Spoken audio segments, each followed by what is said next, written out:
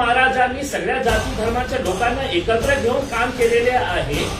पुरोगामी आपण जे राज्य आपल्याला म्हणतो आणि आपल्या भाषणाची सुरुवात हे सगळे लोक कोणाच्या नावाने करते की या राज्यामध्ये फुले शाहू आंबेडकर त्या शाहूच्या जिल्ह्यामध्ये अशा प्रकारच्या घटना होणं कितपत योग्य आहे. कोणीतरी जबाबदार असायला पाहिजे.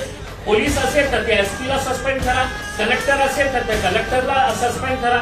मग सगळं झाल्यानंतर 2 दिवसानंतर आता आज आम्ही बघतो की तिकडचे आमदार बंटी पाटील असू द्या किंवा तिकडचे जे खासदार आहे तर 2 दिवसानंतर तिथे जाऊन शांतता बाळगा हे संदेश देतो. त्या दिवशी तुम्ही रस्त्यावर आले असते, त्या दिवशी तुम्ही लोकांना थांबवले असते. म्हणजे विचित्र प्रकार आम्हाला बघायला मिळालेला आहे की पुत्र जाऊन आंदोलन करतो आणि दुसरीकडे 2 दिवसानंतर पिता जाऊन म्हणतो की नाही सगळं शांत राहत. हे कितपत योग्य आहे आणि कशामुळे हे